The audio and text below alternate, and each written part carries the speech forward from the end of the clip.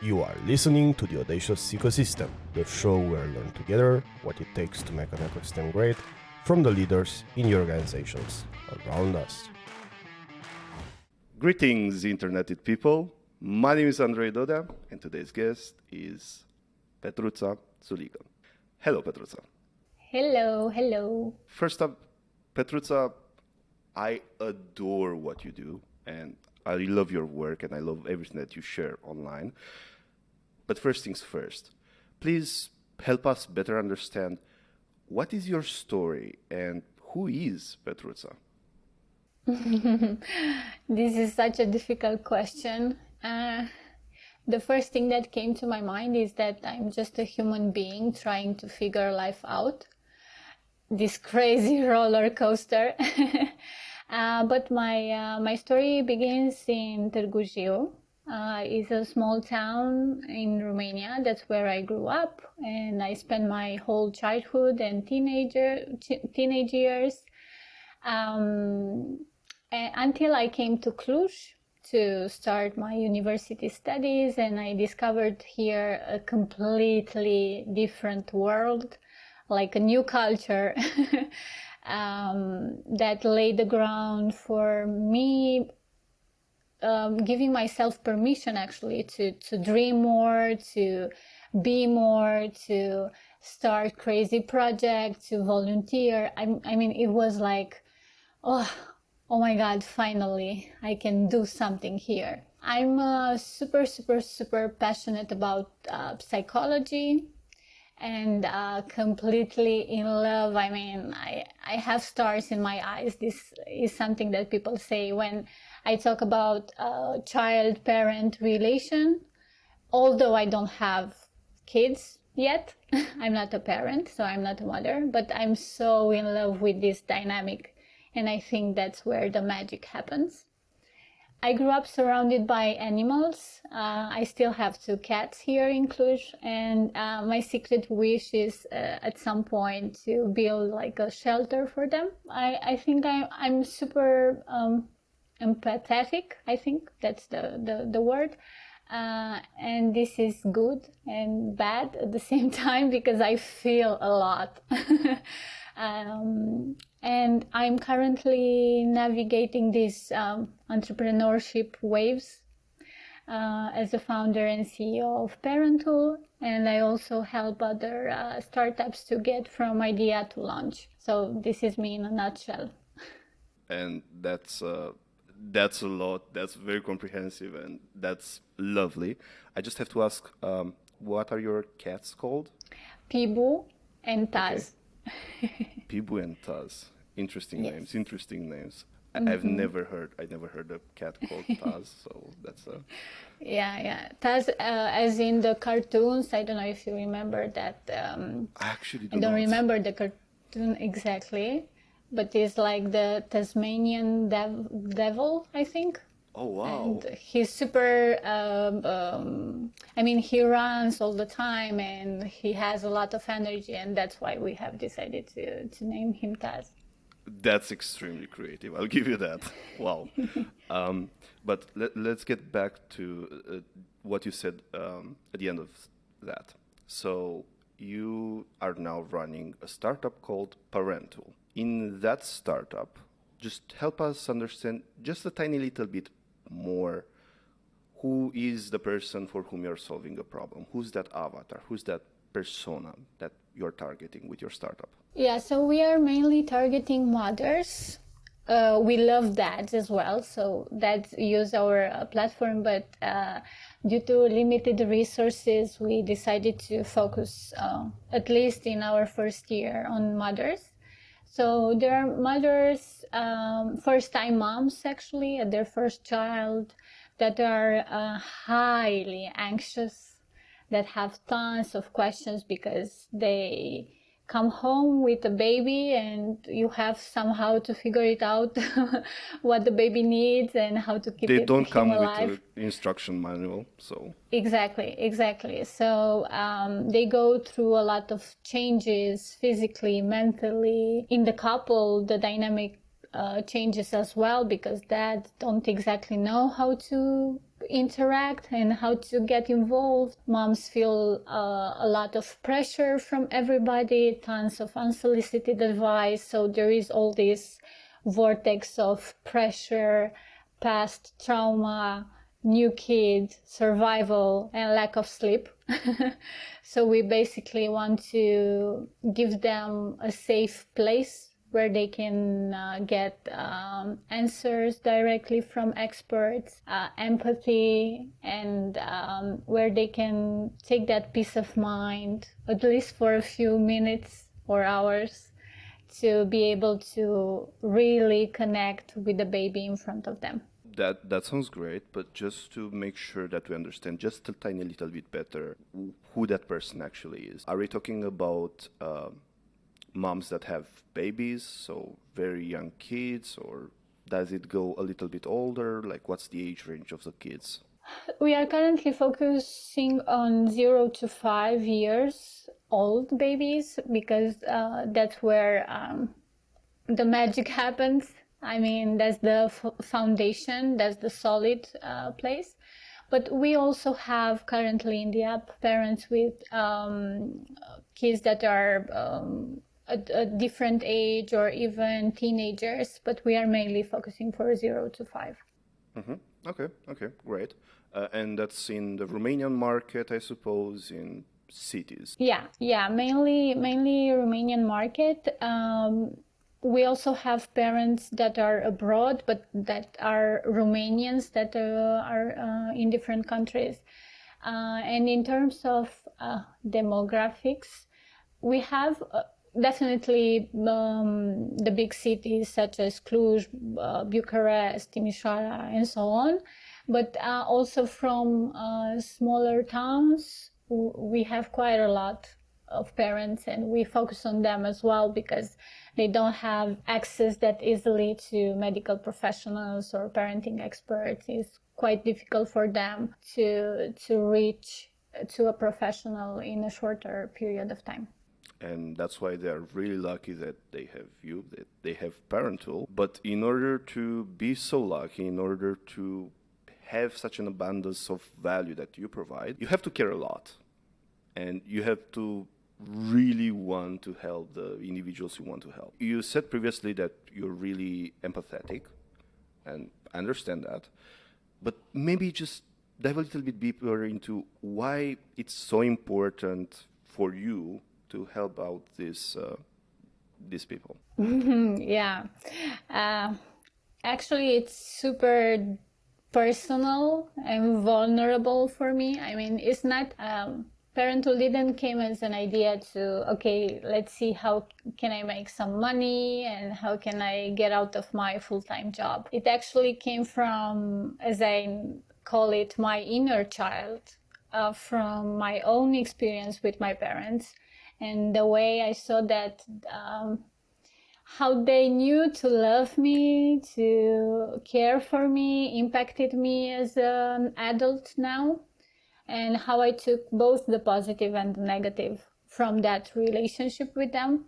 So my wish with Parentool is actually to have every child in this world to hear, I love you and I accept you no matter what.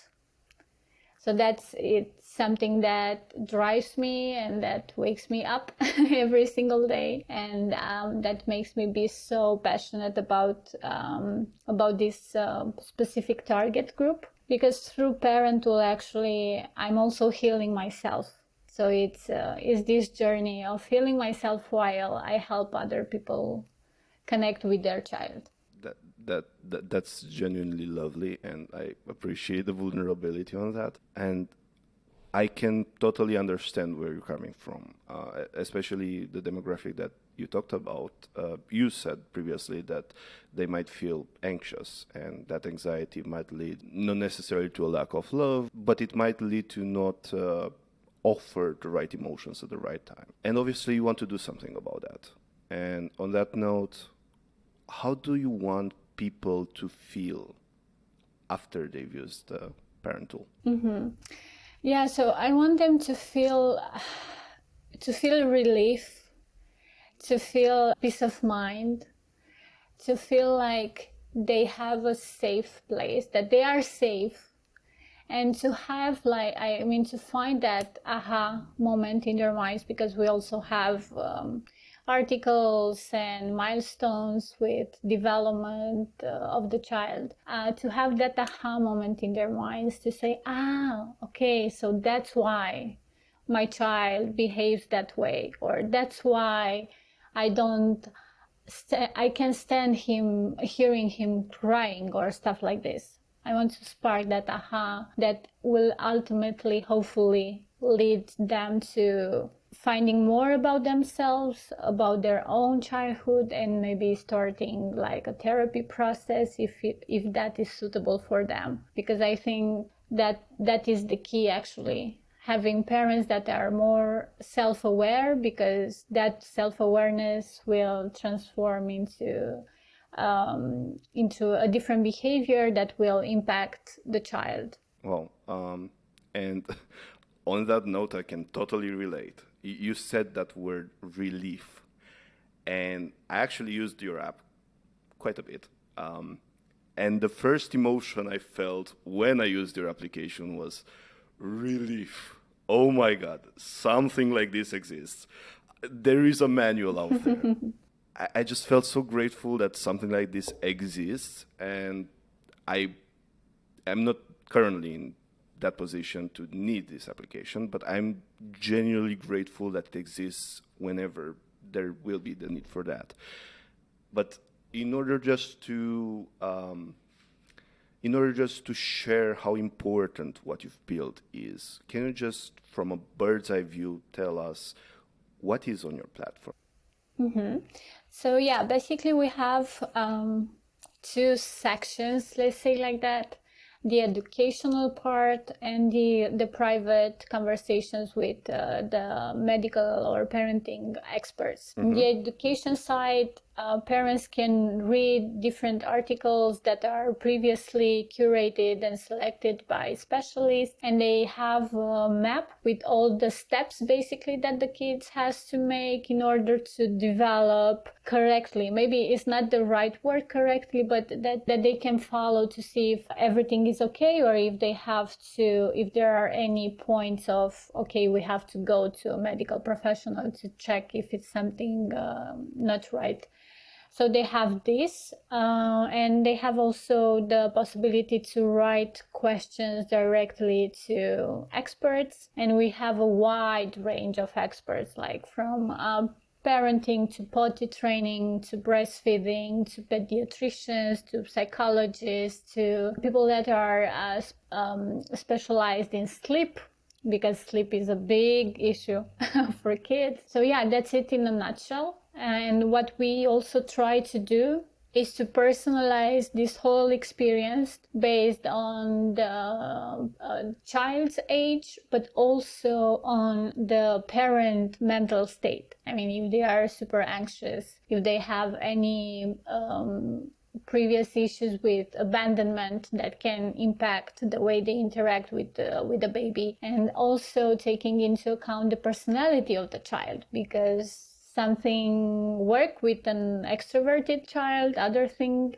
work with a highly sensitive, as I am, for example. So this is also something we try to bring to the platform, the personalization aspect. So from what I understood from you, there's two parts to the platform: the education part and the private messaging, or the consultation part, let's call it. When it comes to the education part, how do you actually curate your educational materials? I suppose you don't create them yourself and spend like 50 hours just writing one article in order for it to go up. Like, how do you actually make sure that the content is appropriate and it's actually useful for your target audience? We have actually two types of content. We have the internal one, as we name it, that is written by our specialists. But we also have the curated one, meaning taken from other sources and edited in the app. For the curation, what we actually did was that based on the user interviews and understanding their needs, their worries, we created like a list of topics that are most interesting for them. After that, our team was actually searching for resources and articles on those topics, and the specialists were the ones that review all of them and said, okay, this one is okay, this one is not okay, this one is qualitative or not. And we also have like a list of criteria that specific article has to check in order to be in the app. And we reviewed them. Actually, we are now in this process of reviewing them based on the rating, because parents can add ratings to the articles based on the ratings of the parents. So we are taking some out, and we are also bringing more like articles written by our team in the app currently. So just to make sure that I understood that correctly, the curation process is actually manual. You're not scraping the web. Yes, no. Okay, It's manual. Interesting. So it's a touch of extra care for the materials that do end up on the platform. That's fantastic. Wow. Yeah. So that is the educational side of the platform. But you only make money on the private messaging part of the platform, on the conversations people have with the consultants. In that case, is that model self-sustainable at the moment, or have you tried other monetization models beforehand? How does that work? Currently, it's not sustainable. I mean, it might be sustainable for huge volumes of questions, but since we are self-financing ourselves, bootstrapping, and all our growth so far was organically, the growth is poco a poco, as they say in Spanish, is slowly growing. It's not a fast growth. We are not OpenAI or stuff like this. But actually, we launched last year in April, and when we launched, we took a shot. We knew it might be too far stretch, but we said, okay, we will learn from this. And we launched with sort of a subscription for the education part, for the articles and milestones, but you also had to pay extra if you want to add questions, and that didn't work. I mean, we had like 10 subscribers or stuff like that. But that didn't work, and we knew is to stretch. And we said, okay, we don't want to have people, because they could use, I think for 2 weeks, it was like a free trial for articles and milestones. And after the 2 weeks, they had to pay the subscription, and if they want to add questions. And what we ended up was to have like a big chunk of users blocked because they didn't find value in subscribing for that specific section of the app, and we couldn't learn anything. So we decided that, okay, we spoke with them, we took feedback, we understood that they want more custom articles. Curation is interesting for them, but creates that idea that, okay, I can find these articles for free on Google. For milestones as well. So we decided that, okay, let's switch to the this model of conversation paper question. And we are currently brainstorming of ways of how we can find a better and sustainable business model. Mm-hmm. I do not know for certain the traffic numbers, like how many users you have per day, but have you ever considered if it would be relevant to all add ads to the platform? Yeah, but I'm not a big fan of ads in the platform, because I want them to have to feel that, as I mentioned before, that they can trust the platform, that they can come to a safe environment. And somehow the ads, I find them annoying at times and overstimulating, and we don't want them to be overstimulated, because they have tons of ideas, questions in their mind already, and if ad popping. Yeah. But we have to see, we have to figure it out, and to see how we can balance, because at the end of the day, it is a business and we want it to be sustainable, to be able to continue to create the impact that we want. And we are brainstorming ideas. That is a decision you don't usually make lightly, and that decision is usually made only by the people that really care, which, again, you are a person that really, really cares about your users, which I do deeply appreciate. But just to widen a little bit our horizons, just to make sure that we understand very well how your solution fits into the market, what alternatives do parents have in terms of digital parenting tools? What else is out there on the market, and what would their alternative to Parentool even be? Yeah, actually, I think the parenting market, especially in Romania, but not only, in Europe as well, even United States, I would say, it's still in her beginning stages, I feel like. I don't think we have tons of innovation or stuff like this, so there is room for everybody. But to answer your question, what parents use as alternative are Facebook groups, Instagram pages, because more and more medical professionals are creating online communities to share their ideas further, and to don't have this stiff somehow language of this is medical, this is and so. Also, there are like Regina Maria or different medical institutions that started to offer kind of a telemedicine platform, but it's a bit different in their case. And there are some parenting experts that offer online courses or online communities that parents can join. That's pretty much it. And Google, of course. Search on Google for everything. So the alternatives would be mostly decentralized communities that don't necessarily have somebody making sure that what is shared is actually useful for the target audience. And you said that even in the European market, that's not yet quite developed. Can you maybe elaborate on that? Because I would have thought there's other digital parenting tools at the European level, but... Yeah, they are, but I think there is still room for innovation. What I've noticed is that we take them up until a point, I don't know, okay, your core interaction is with the medical professional and parent, and you leave it there because you are so focused on growing the numbers that you don't dig deeper into the specifics of that interaction. For example, we are now trying to figure it out. We know that parents are super, super anxious and that they check their phone for answers from the specialist from 5 to 5 minutes. So we are trying to figure it out. How can we ease that anxiety until they receive the answer? Or how can we teach them how to make a difference between what is really urgent or what is something that they can wait for?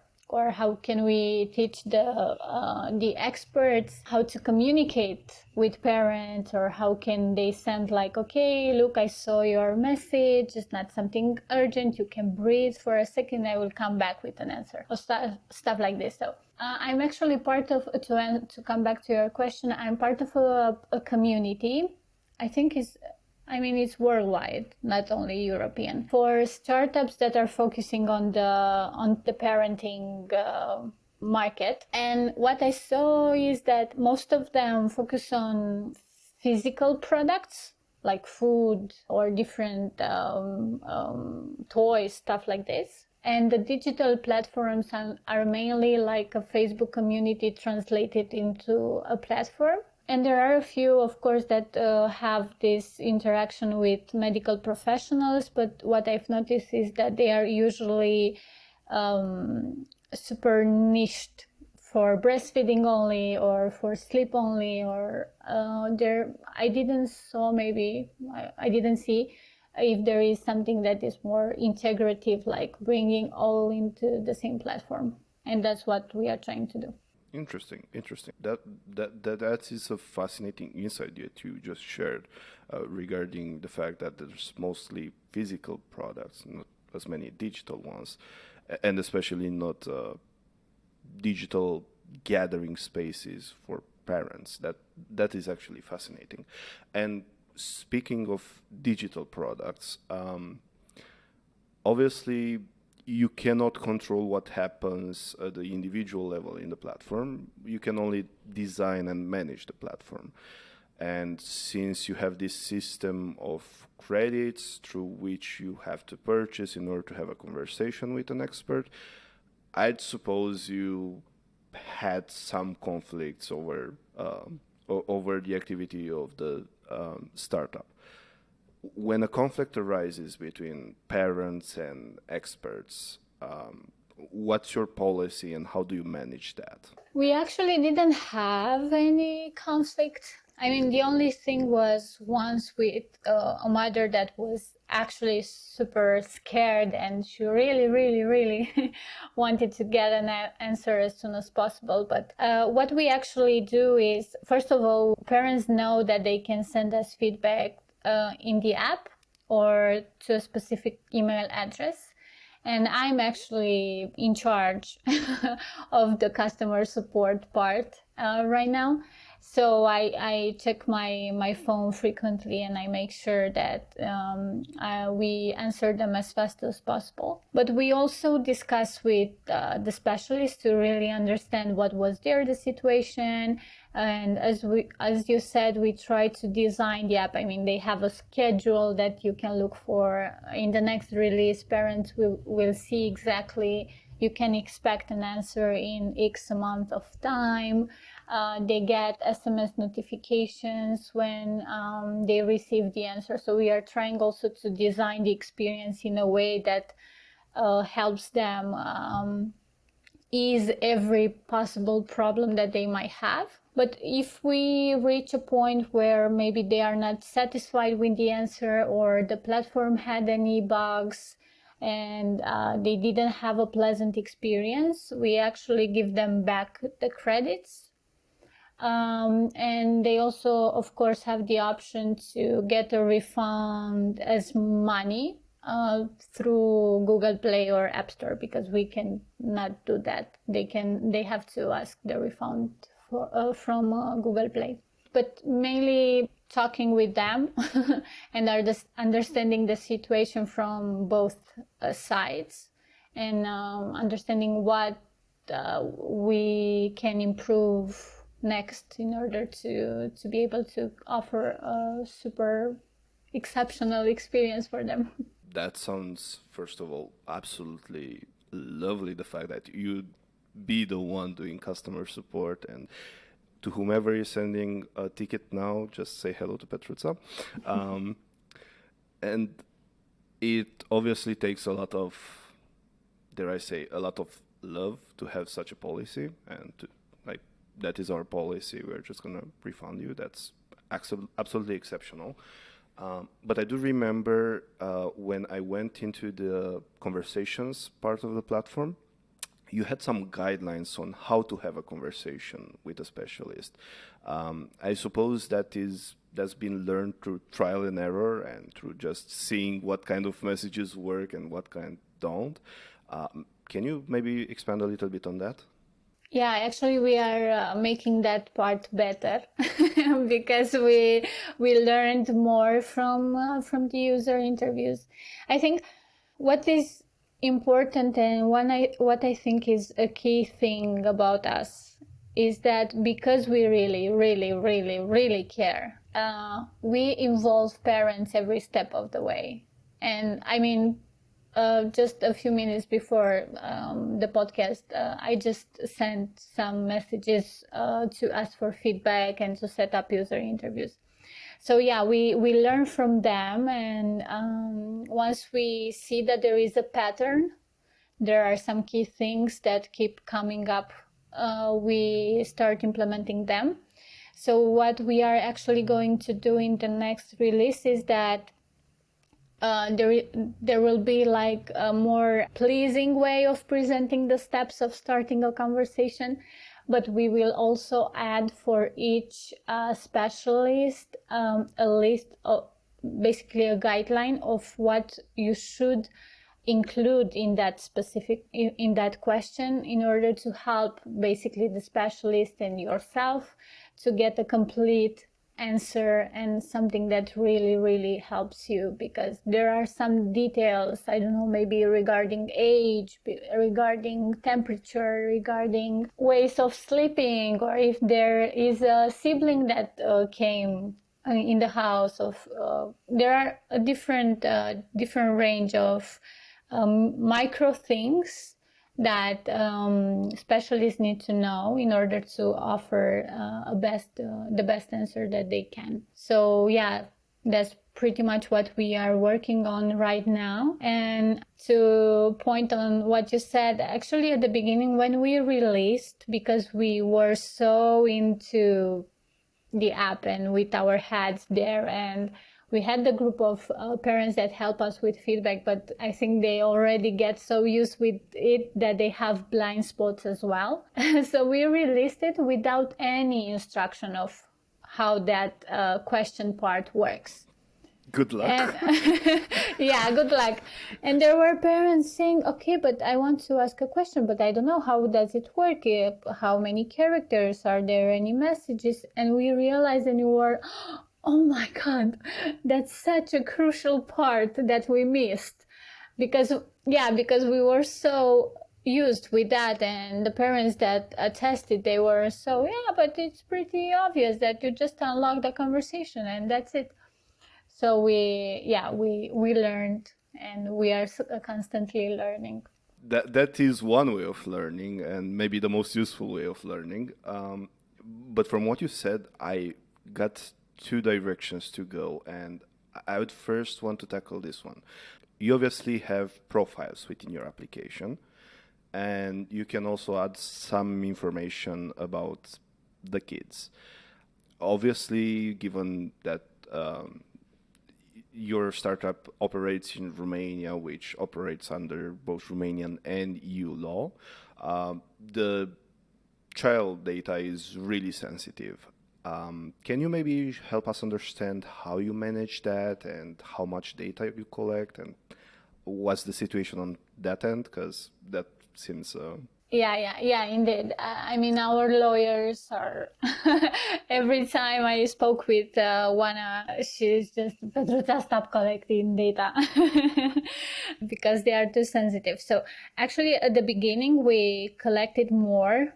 I mean, because we had like a psychological profile and we wanted to map everything, and we asked quite sensitive ones, and we realized that, okay, maybe it's a bit too much for parents as well, meaning the level of information that they feel comfortable with sharing. But what we do is that definitely we have in place the policies that we need. We have all the terms and conditions of stuff like this that parents can read, and we are working with our team to make them more easy to understand, maybe in not that super complicated legal language. We have all the disclaimers in the app as well that parents need to be aware of. And on the technical side, that's where my colleague part is. We have the rules for encryption, the roles. I mean, not everybody has access to the database. The reports as well are limited, so we can only see, I don't know, okay, we have 200 kids with 0 to 1 age or stuff like that. We also use, we are currently using Firebase, which is from Google and is supposedly quite okay from the security perspective. And all the third parts like Mixpanel or stuff like this, we are actually analyzing them with our CTO and the lawyers beforehand to make sure there is all in place. Now there is a new law one specifically for telemedicine. So we are also looking into that because there are some things that we have to comply with.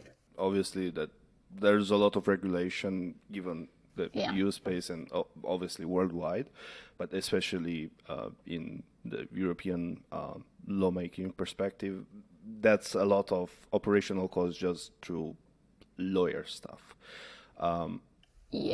So that's the data collection side, which that's a lot.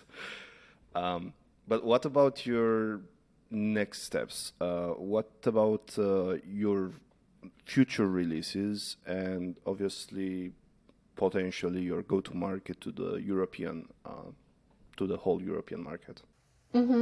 So our product roadmap looks like that, like this. We are going to make like a big release with changes about the conversation flows in the app in like 2 weeks or so. After that, based on the feedback that we've got already and hopefully new parents will give us, we want to add some new features related to conversation, because what we learned is that they don't necessarily know every time which is the right specialist for their question.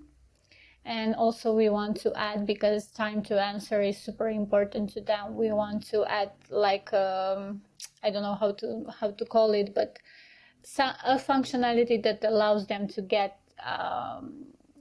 answer quickly than they do now from the specialist. After that, our focus will be, regarding the product, will be on the content side, on the information side of the things, because we really want to add that personalization aspect to it. Regarding the market, we want to set the ground in Romania for the next 1 year, maybe 2 or so, while trying to reach people that are in diaspora as well. And only after that, maybe look into expanding like in other markets. But I think we still have quite a lot of things to do and to figure it out right now. And in the next 1 to 2 years, you also are looking into getting potentially funding to expand the operations, I suppose, or? Yeah, funding is an interesting topic for us, because I don't know, maybe it's not something that people want to hear from a founder, but I really don't know how to position myself regarding funding, if we should go for VC or business angels, or if we should try like crowdfunding, or what we are actually currently working, and we will see if this is a good idea or not, is that we spot like a mini trend in our customers. They are buying more and more video courses. So we want to try to launch 1 or 2 with some of our specialists and create bundles. You get the video and you have some, 2-3 questions in the app as well. And to try to actually build a business model that our financing comes basically from our customers. That is my dream, to get to that point. So yeah, it's still in brainstorming mood as well, to see how we can get financing. The good news is that there are people, parents included, that wrote to me that, Petruța, are you in a crowdfunding platform or so? Because I would really love to invest in Parentool, but I don't have tons of money, of course. I have like low ticket type of funding. So why not? We are also considering that. That's obviously appreciated. And obviously, if your users want to throw money at you just to make sure that you offer them even more value, that you're doing something exceptionally right, and keep doing that. That's amazing.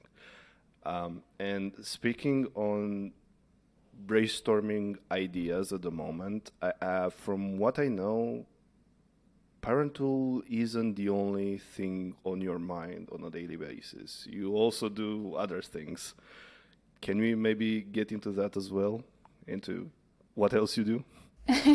Yeah, sure. So, since, as I mentioned, we are bootstrapped, we kind of need money to survive, pay rent, and also invest in Parentool as well. So I'm no longer working as a full-time employee, but I'm like a freelancer consultant, marketing, and also product. And I help other people, startups mainly, that are in the idea stage to reach the launch phase, and the first clients as well. So this is what I'm doing. I also have other clients on the side, and I love sharing my journey. I mean, it comes so naturally to me because people keep asking me, but when do you have time to do that? But for me, it's not work. I mean, it's just I don't think any subject beforehand. I don't even check with Grammarly or stuff like that if what I write is correct. I just put it out there. So this is what I do a lot. I I share on LinkedIn mainly, or Instagram. I have a newsletter, the Diary of the Authentic CEO, another random name that just came to me, and I said, okay, let's do it. Mine.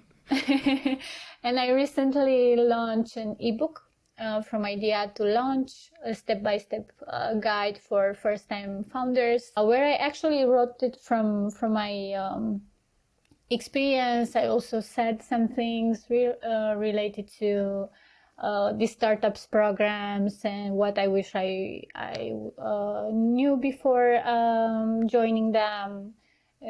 And also a list of resources and people that I follow, questions that we asked our users and that were helpful for us. So everything, putting everything out there.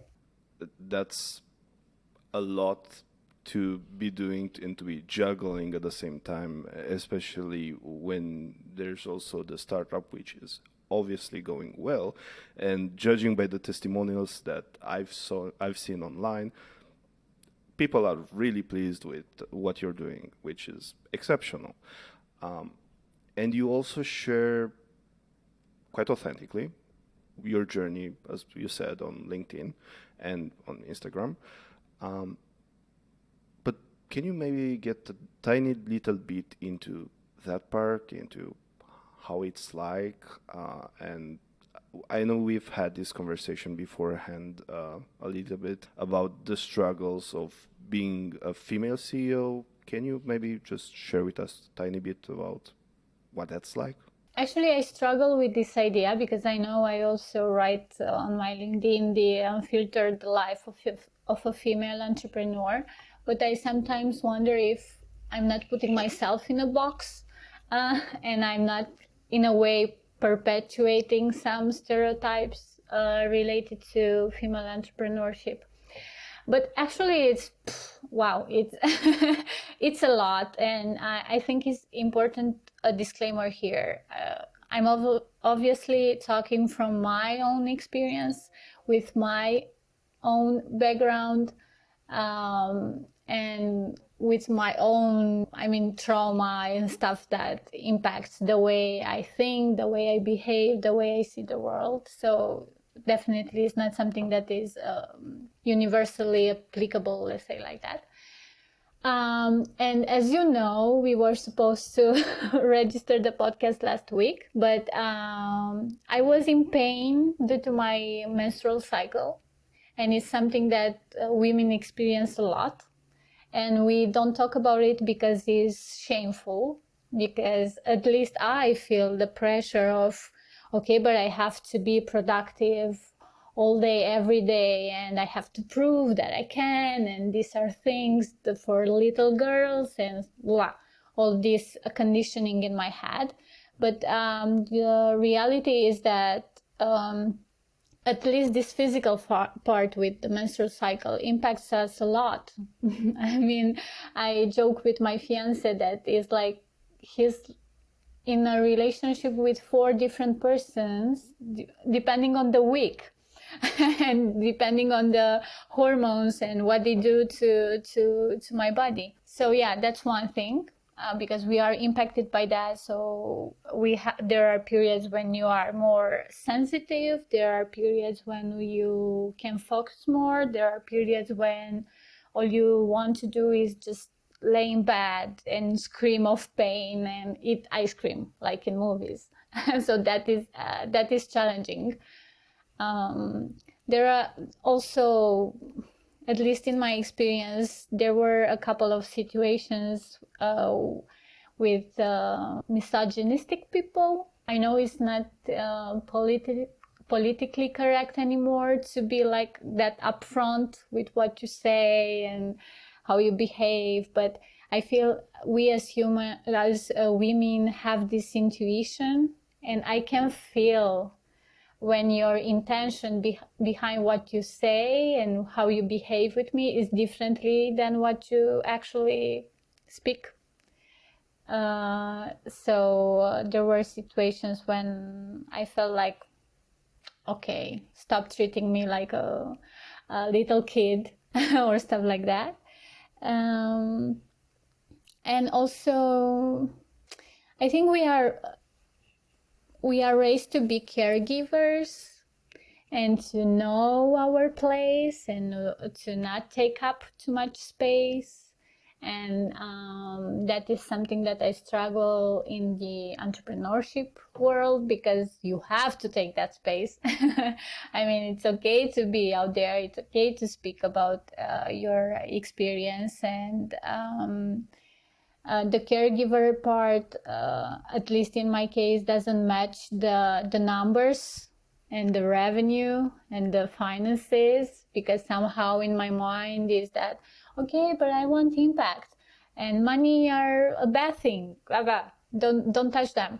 So this actually impacts the business, of course, and that impacts the impact that you try to obtain. So I think we also have, as women, to work on this idea on matching the caregiver part with the business financial side of things.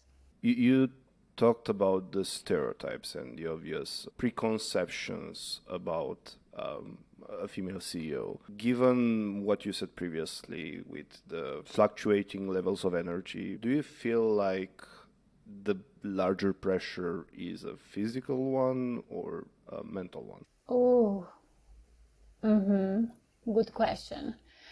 I think that actually is mental and emotionally, because I really believe that we have like a choice, and that our mental state also impacts the physical one. It's quite difficult to, I mean, okay, I have low energy. The thing to do is, okay, I will go and lay in bed, and I will rest, and I will recover, and I will be as new. But when you have all this mental chatter in your mind that says, oh, but rest is for the weak. You are a founder. You should be there for your team. You should be productive all the time. What would X say if they would knew that you prefer spending time in bed rather than working on your Excels or stuff? I mean, all this mental chatter, all these fears, all these preconceptions that we actually learn from our parents as well. I think that's where the impact is really striking, let's say like that. In your journey, your goal, was you previously stated, is to have impact, and you want to make sure that you have impact on the people that you care about.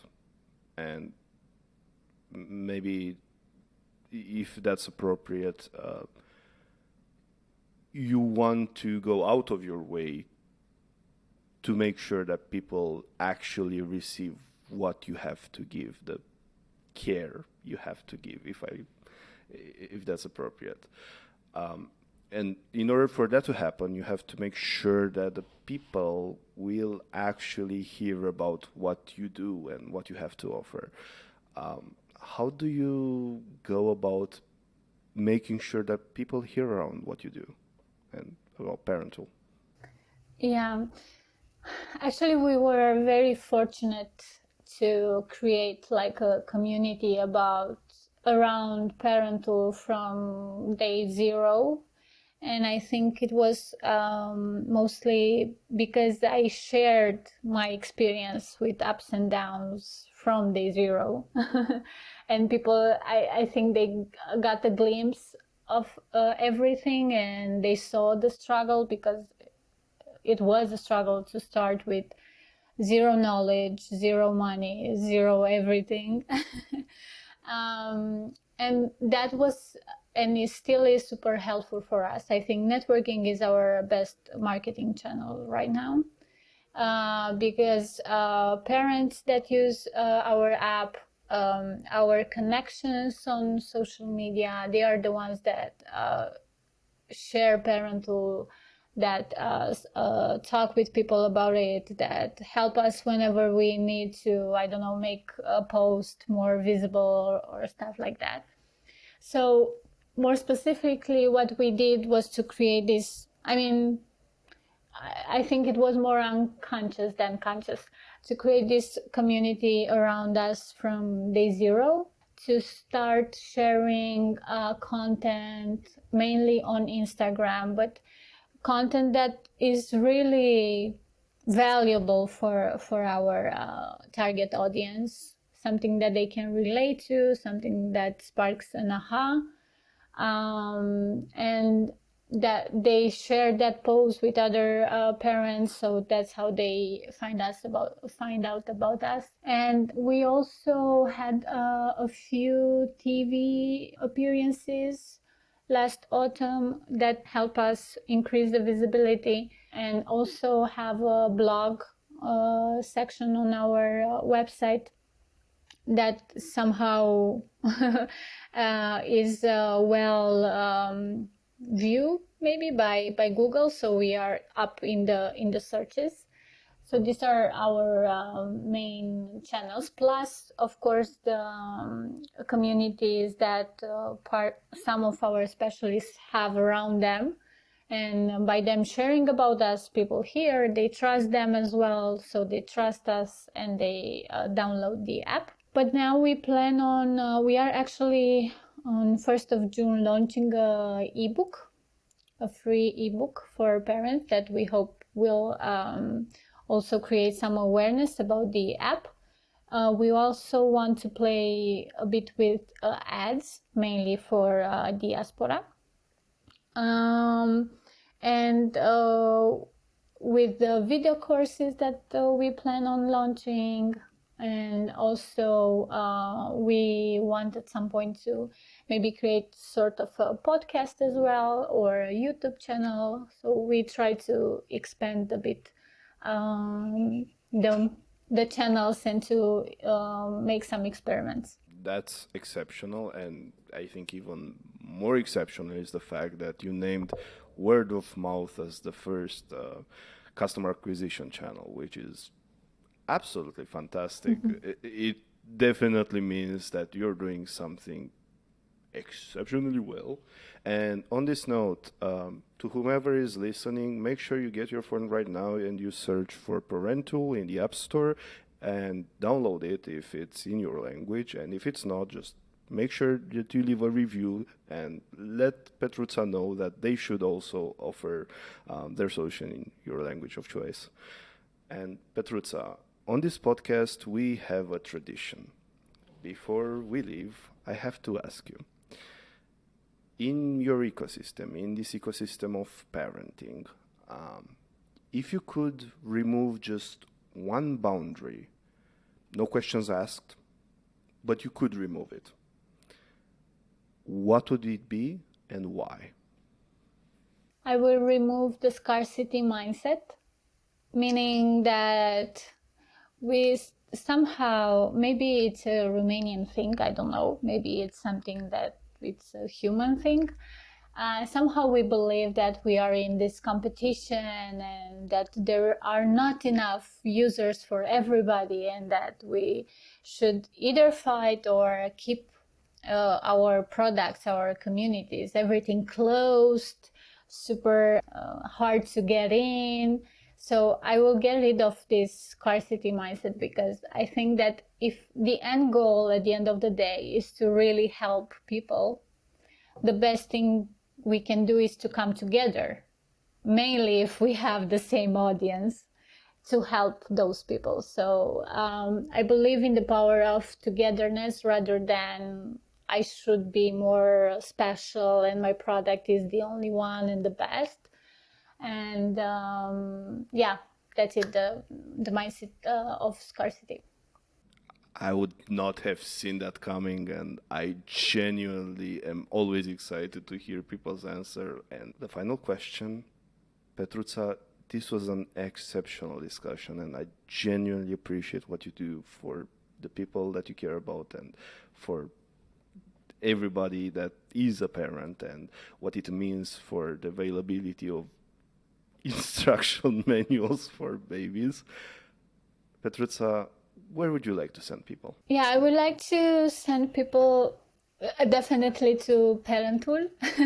Search Parentool, download the app, or just write us any feedback that you have, maybe also for the website or for Instagram page. We are open to hear it. If you want to connect with me, I'm waiting for you on LinkedIn, and maybe subscribe to the newsletter. But I will also like to send you to your partner or mom or kid or animal, someone that is around you, and hug them and tell them that you love them and that you appreciate their presence. And if you don't have anyone around you, come back to yourself and hug yourself and appreciate yourself. Because I think life is too short, and we really, really have to remember to appreciate what we have while we have it. That is a genuinely lovely answer. We'll have all of those links linked down below. And Petruța, I thank you so very much for this conversation. And until the next time, stay connected, interneted people. See ya. You've been listening to the Audacious Ecosystem, the show where we learn together what it takes to make an ecosystem great from the leaders in the organizations around us.